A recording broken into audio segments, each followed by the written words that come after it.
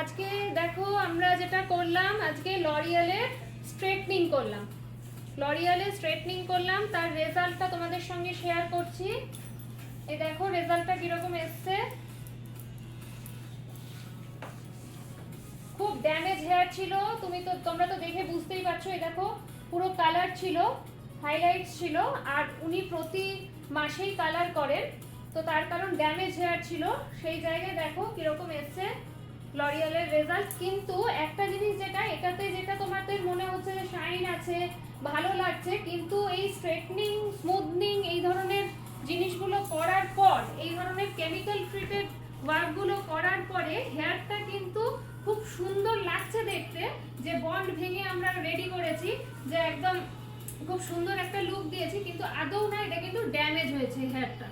তোমরা কিন্তু সবাই জানো যে স্ট্রেটনিং, স্মুথনিং, রিবন্ডিং করার পরে হেয়ার কিন্তু হেলদি হয় না, ড্যামেজ হয়। এবার উনার যেটা করণীয়, বা প্রত্যেককে আমি বলবো যে তোমরা স্ট্রেটনিং করো, স্মুথনিং করো, ওটা একটা খুব সুন্দর একটা লুক দেয়, ম্যানেজেবল লুক দেয়।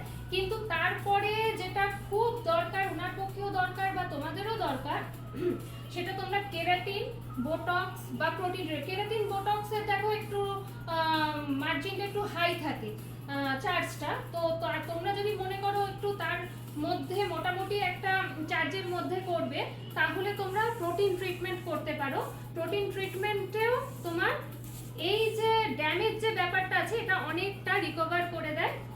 সেটা তোমরা নিহারিকাতেই করো বা অন্য কোনো জায়গাতেই করো, যেখানেই করো, কিন্তু প্লিজ আমি সকলকে রিকোয়েস্ট করব যে স্ট্রেটনিং, স্মুথনিং, রিবন্ডিং বা কেমিক্যালের কোনো কাজ করার পর হেয়ারের ওপরে, তারপরে তোমরা ট্রিটমেন্টটা অবশ্যই নেবে। কেরাটিন হোক, বোটক্স হোক, প্রোটিন ট্রিটমেন্ট, রিবিল ট্রিটমেন্ট, যেটা তোমাদের বাজেটের মধ্যে আসে সেটা তোমরা অবশ্যই নিও।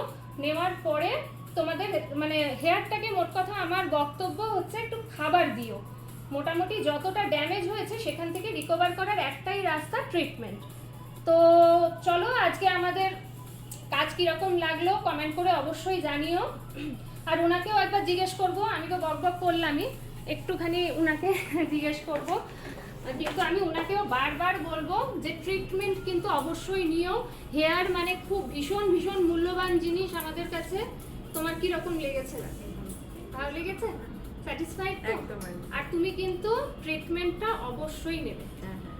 আর তোমরাও কিন্তু স্ট্রেটনিং, স্মুথনিং, কোনো কেমিক্যাল ট্রিটেড কোনো কাজ করার পরে অবশ্যই কিন্তু তোমরা ট্রিটমেন্টটা, আমি বারবার করেই বলছি, কেরাটিন হোক, বোটক্স হোক, প্রোটিন ট্রিটমেন্ট, রিবিল ট্রিটমেন্ট, যেটাই হোক তোমরা নেবে, অবশ্যই নেবে। Thank you.